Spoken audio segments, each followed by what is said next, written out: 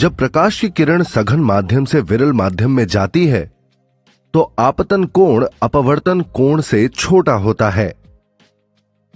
जैसे जैसे आपतन कोण बढ़ता है, अपवर्तन कोण भी बढ़ता जाता है। और जैसे जैसे हम आपतन कोण को बढ़ाते जाते हैं, एक विशेष मान पर एक रोचक घटना घटित होती है। आइए इसकी कल्पना करें।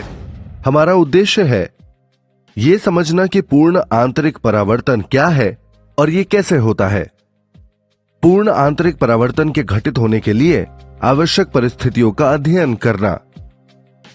पानी से भरे एक्वेरियम के तल पर एक प्रकाश स्रोत ऊर्ध्वाधर रूप से रखा जाता है। यह पानी प्रकाशिक रूप से सघन माध्यम में है और एक्वेरियम के बाहर की वायु प्रकाशिक रूप से विरल माध्यम है। माना जल का अपवर्तनांक N1 और वायु का N2 है।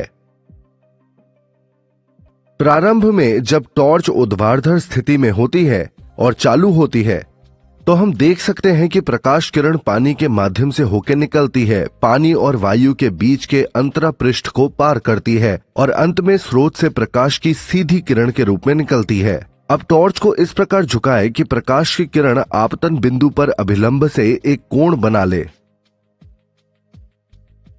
इसे आपतन कोण I कहते हैं। जब प्रकाश की किरण कांच या पानी जैसे सघन माध्यम से गुजरती है तो इसकी चाल वायु जैसे विरल माध्यम में इसकी चाल की तुलना में धीमी होती है।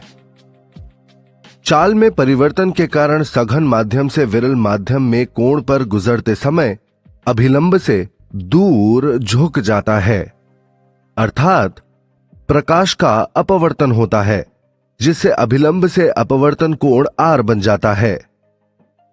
साथ ही वह प्रकाश किरण आंशिक रूप से पानी की सतह से परावर्तित हो जाती है।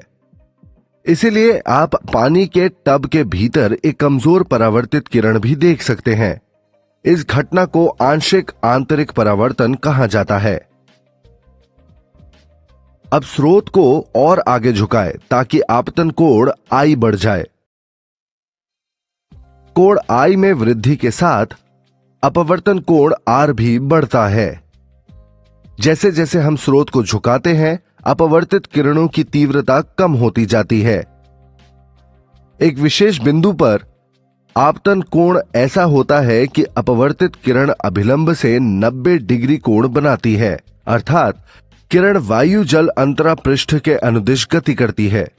इस आपतन कोण को क्रांतिक कोण कहते हैं। क्रांतिक कोण को सघन माध्यम में आपतन कोण के रूप में परिभाषित किया जाता है, जिसके लिए विरल माध्यम में संगत अपवर्तन कोण 90 डिग्री हो। स्रोत को और अधिक झुकाने पर आपतन कोण क्रांतिक कोण से अधिक हो जाता है। आप देख सकते हैं कि धुंधली परावर्तित किरण अचानक चमकीली हो गई और अपवर्तित किरण गायब हो गई है।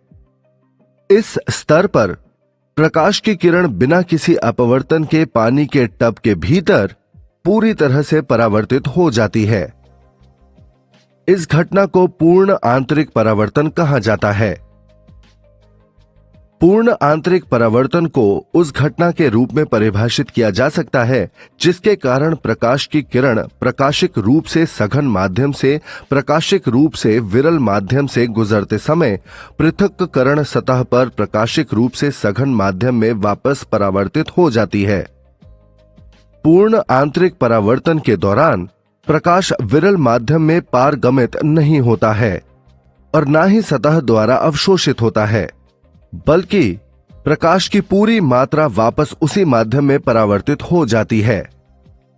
यह ध्यान दिया जाना चाहिए कि विरल माध्यम से सघन माध्यम में जाने वाली प्रकाश किरण कभी भी पूर्ण आंतरिक परावर्तन से नहीं गुजर सकती है, बल्कि ये तभी हो सकता है जब प्रकाश सघन माध्यम से विरल माध्यम में जाता है और आपतन कोण क्रांतिक कोण से अधिक होता है।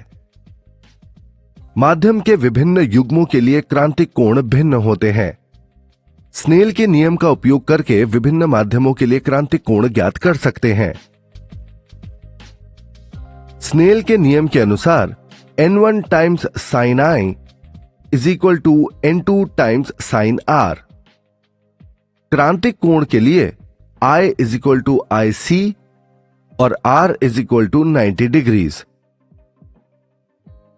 तो हमारे पास है N1 times sine IC is equal to N2 times sine 90 degrees.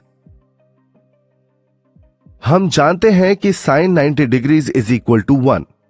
इस मान को निम्न समीकरण में रखने पर हमें मिलेगा N1 times sine IC is equal to N2। उपरोक्त समीकरण को पुनर्व्यवस्थित करने पर sine IC is equal to N2 upon N1। उपरोक्त सूत्र का उपयोग करके विभिन्न माध्यमों के लिए क्रांतिक कोण IC का मान ज्ञात किया जा सकता है। सारांश। पूर्ण आंतरिक परावर्तन को उस घटना के रूप में परिभाषित किया जा सकता है जिसमें प्रकाश की किरण प्रकाशिक रूप से सघन माध्यम से प्रकाशिक रूप से विरल माध्यम में जाते समय प्रकाशिक रूप से सघन माध्यम में वापस परावर्तित हो जाती है। पूर्ण आंतरिक परावर्तन होने के लिए आपतित किरण को प्रकाशिक रूप से सघन माध्यम से प्रकाशिक रूप से विरल माध्यम में गुजरना चाहिए और प्रकाशिक रूप से सघन माध्यम में आपतन कोण क्रांतिक कोण से अधिक होना चाहिए। हमने पूर्ण आंतरिक परावर्तन के बारे में सीखा है। क्या आप जानते हैं कि हमारे दैनिक जीवन में पूर्ण आंतरिक परावर्तन के विभिन्न अनुप्रयोग हैं? अधिक जानने के लिए बने रहें।